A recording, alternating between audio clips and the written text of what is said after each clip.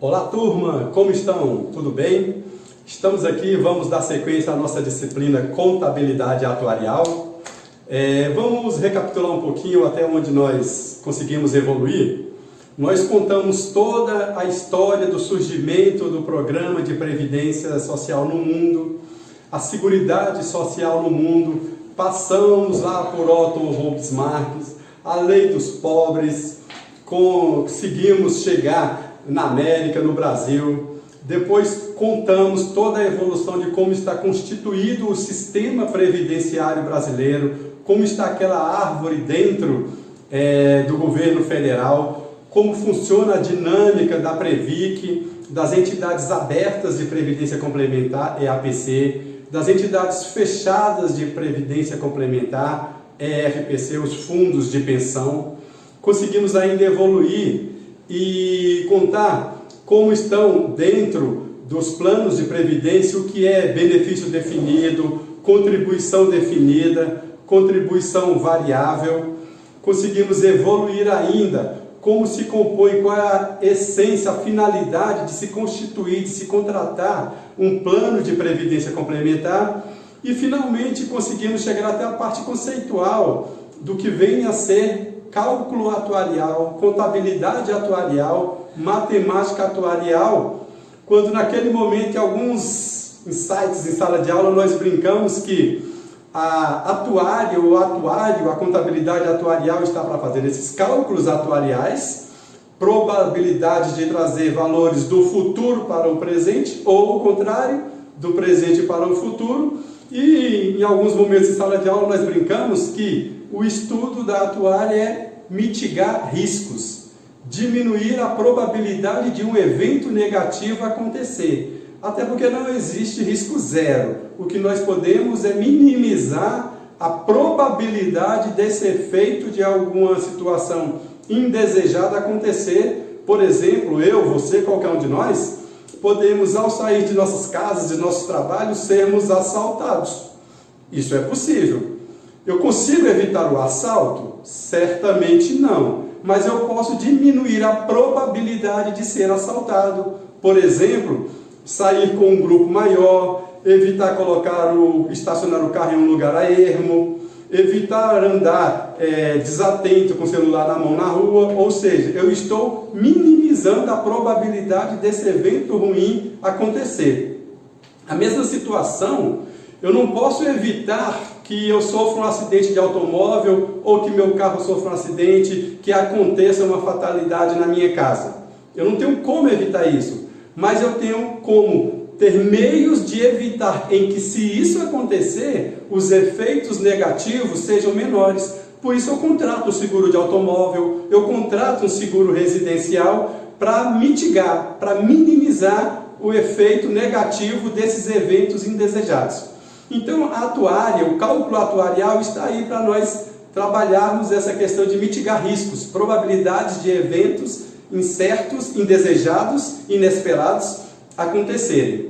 Mas isso é uma situação muito ampla. Nós focaremos aqui apenas na questão dos cálculos atuariais do que diz respeito à previdência.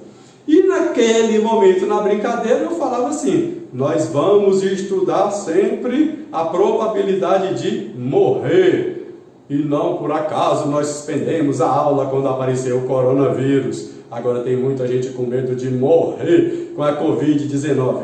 Então, trazendo a situação da Covid-19 aqui para a nossa aula, nós vamos falar um pouco sobre as probabilidades de evento ruim, que seguramente a maior parte da população no mundo tem medo de quê? De morrer.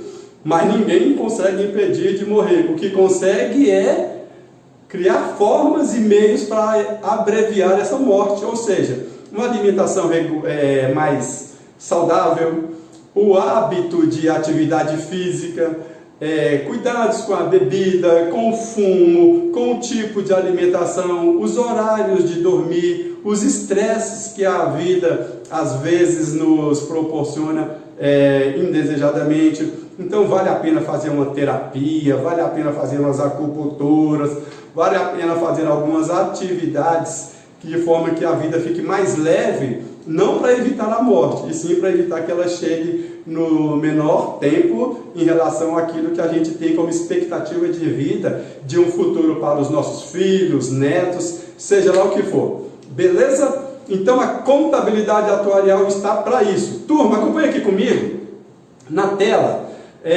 para nós termos uma sequência lógica em relação aos slides que eu for passando aqui, para vocês também acompanharem, até porque vocês já receberam esse material antecipado. Então comigo aqui na tela, vem comigo.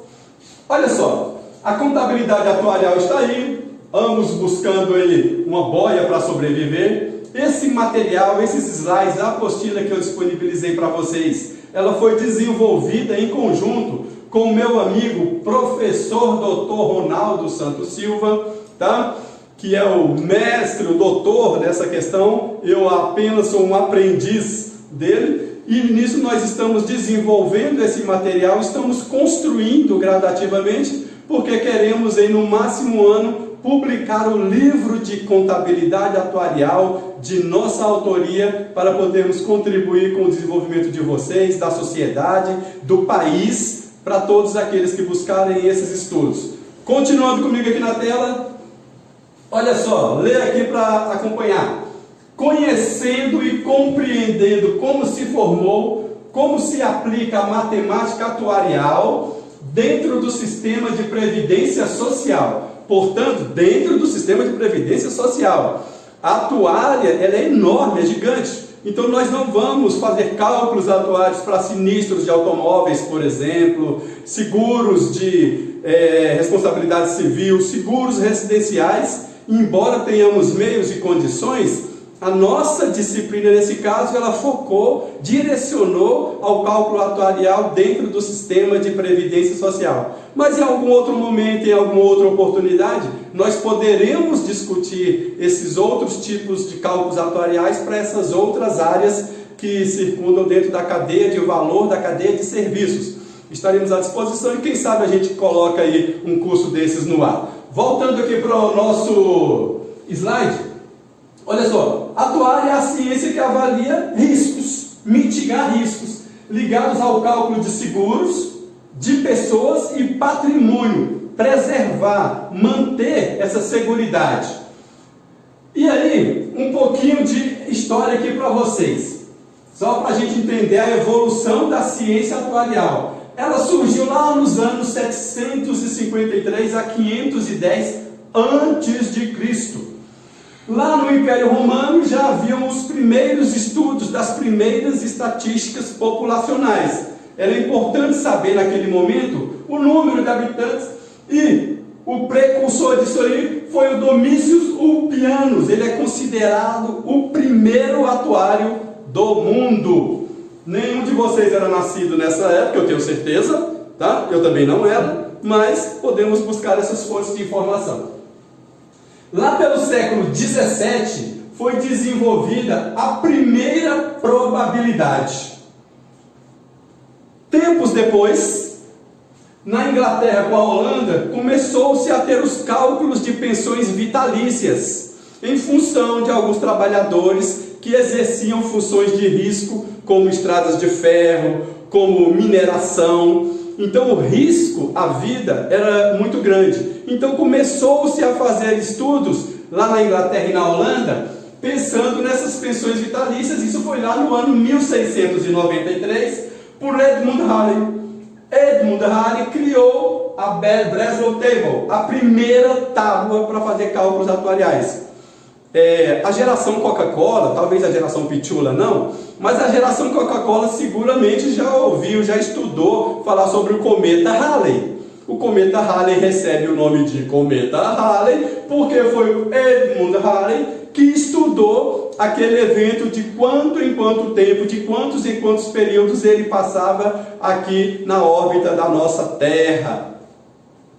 Chegando lá no ano de 1895, lá em Bruxelas, na Bélgica, foi criado, instituído, houve o primeiro Congresso de Atuária Mundial. Eu estou falando em 1895. Ou seja, o Brasil ainda é muito novo, o Brasil ainda está muito criança, caminhando nessa questão de cálculos atuariais, de cálculos estatísticos e de probabilidades. Chegando no ano de 1969 a 1970, com certeza a maioria de vocês não era nascido ainda, ok? Talvez não estivessem nem no processo de formação, talvez os pais de vocês nem se conhecessem ainda, e nem eu era nascido ainda, tá? E nessa época, no Brasil começou a primeira regulamentação da profissão de atuário, ou seja, de 1969 a 1970, tem exatamente 50 anos só do estudos de atuária com mais profundidade, com mergulho oceânico no Brasil.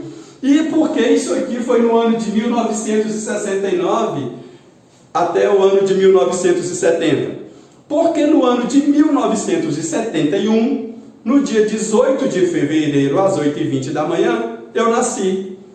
Então o Brasil ficou preocupado. Não é possível que no ano que o Edivan nasça, ainda não tenha cálculo atuarial. Não é possível que ainda não tenhamos uma regulamentação da profissão de atuário no Brasil. Com medo de me frustrarem, eles correram para poder fazer essa regulamentação, porque no ano seguinte eu viria a esse mundo e a partir do dia 18 de fevereiro de 1971, o mundo passou a ser outro, porque naquele dia nasceu euzinho aqui, ó, tá bom? Continuando aqui, turma, as principais ferramentas que nós precisamos para estudar a ciência atuarial, o cálculo atuarial. Primeiro, tem que gostar de números, tem que ter calculadora, tem que apreciar algumas outras ferramentas, Excel, uma calculadora HP, importante conhecer também estatística, importante conhecer a matemática financeira, coisas que vocês já dão aula, dão show, nada de dificuldade para vocês. Então nós vamos mergulhar um pouquinho na matemática financeira, relembrando o que é valor presente líquido, o que é payback, taxa interna de retorno, ok? Levar valores do presente para o futuro e vice-versa, calcular alguns índices de lucratividade, sobretudo. Vamos falar das tábuas de sobrevivência e de mortalidade, os cálculos estatísticos estudados no mundo inteiro apontam a probabilidade de uma pessoa da idade X chegar até a idade Y, e porque duas pessoas com a mesma idade, uma tem uma probabilidade de chegar a uma idade mais avançada que a outra, nós vamos estudar esses fatores de risco também, e falaremos das funções biométricas, que são os estudos mais aprofundados para podermos chegar no cálculo atuarial, e tudo isso baseados com informações estatísticas e probabilísticas.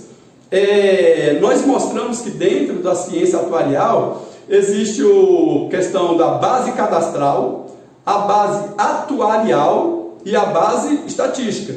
Então, as informações por todos esses órgãos que nós conhecemos, IBGE, DIEESE, IDH, Índice Gini e outros mais, eles ajudam, eles compõem, eles são essenciais, necessários para nós formarmos essa base cadastral que nós chamamos de informações estatísticas. Beleza?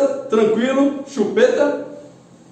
Vamos lá. As tábuas de sobrevivência e mortalidade, elas servem para quê? Para medir a probabilidade de vida ou morte em certa idade. Vamos lá. Uma pessoa de 17, 18 ou 19 anos, qual é a probabilidade de chegar aos 60 anos? É importante chegar com vida, né? Uma probabilidade de chegar com vida aos 60 anos. Porque com morte ninguém chega, e morto também não chega a lugar algum. O outro exemplo, a probabilidade de uma pessoa de 28, 29 ou 30 anos chegar com vida à idade de 60 anos. A título de uma informação muito rápida, a probabilidade de uma pessoa de 28, 29 anos chegar aos 60 é maior do que um jovem de 17, 18, 19 anos. Por quê? Edivan, uma pessoa mais jovem não é mais saudável, não tem mais, em tese, mais vitalidade? Sim, porém, Dentro dos cálculos estatísticos, dessas informações biométricas, as funções biométricas, as probabilidades apontam que os jovens, quanto mais jovens, mais destemidos são, mais intrépidos são. A maioria acha que tem peito de aço, que pode sair resolvendo tudo no tapa. Então, morrem mais nessa faixa etária do que na outra faixa de 28, 29 e 30, que é onde já tem mais maturidade, a maioria já tem uma família constituída, ok? Já casou ou não, teve filhos ou não, mas tem certa maturidade. É bem verdade que hoje o povo não quer mais casar, o povo não quer ter filho, o povo não quer nem sair da casa dos pais. Você que mora com teus pais hoje, que tem acima de 25 anos, sai de casa, criatura. Teu pai e tua mãe quer ficar sozinho, deixa eles serem felizes, vai morar sozinho, vai constituir teu patrimônio na tua casa, para de depender dos pais. Continuando aqui, voltando para cá, olha aqui comigo. Então hoje nós temos algumas tábuas existentes no mercado, dentro dos órgãos que medem essas estatísticas. Nós temos, por exemplo, a CSO 58, US Commissioner Study Ordinary Table. É uma espécie de uma tábua comum, uma tábua básica, que esse comissariado criou em 1958 para medir algumas probabilidades. Depois chegamos a Hermit Table, 1949, AT 1949. É outro tipo de tábua. Temos a AT 83 e temos a AT 2000, nos anos 2000. Nós vamos trabalhar com essas tábuas aí, mas quem sabe trabalhar com uma tábua, sabe trabalhar com todas, porque são números estatísticos, matemática financeira. Mudou para quem sabe fazer com uma taxa, sabe fazer com qualquer outra. Quem sabe fazer com uma tábua, sabe fazer com qualquer outra. Quem sabe fazer com um valor monetário, sabe fazer com qualquer outro.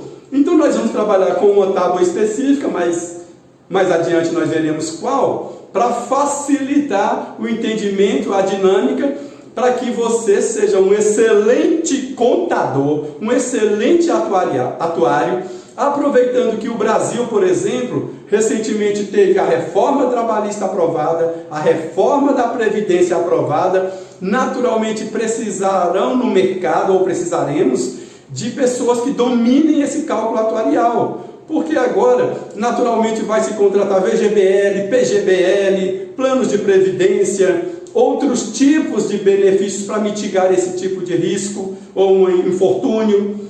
E o cálculo, o atuário, ou o contador atuarial, que domina isso, ele tem uma probabilidade gigante de sair na frente.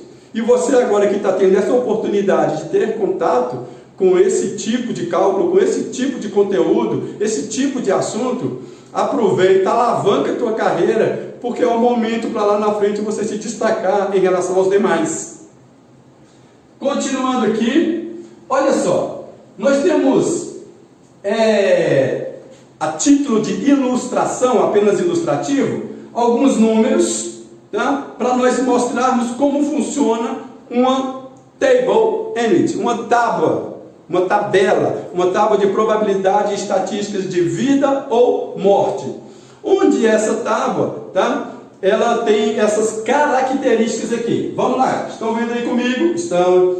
Nós teremos a variável x, que é a idade observada. Vamos observar a idade de vocês, a minha não, tá? Porque aí eu não quero fazer cálculo de probabilidade de eu sobreviver ou morrer, não quero. Vamos fazer de vocês aí, que tem 32, 30 anos, 28, tá?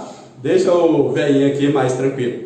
Então, observando uma pessoa com a idade de 28 anos, é a partir dela que nós faremos os cálculos a título de exemplo.